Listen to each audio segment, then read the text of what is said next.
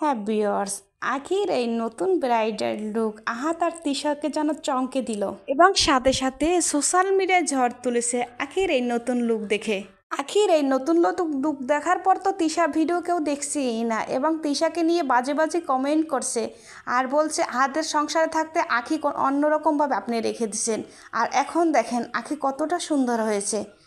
আর আখি কিন্তু এই ব্রাইডাল শ্যুট থেকে অনেক টাকা ইনকাম করে, তা দিয়ে তার পরিবার চালায় এবং বাচ্চা সামলায়। আর আখি আহাদের সংসারে থাকতে তিশা এগুলোই আখিকে করতে দেয়নি, কারণ আখি তার উপরে চলে যাবে সেই জন্যই। তাছাড়া তিশা যে কেমন মানুষ সেটা সবাই বুঝতে পেরেছে এবার।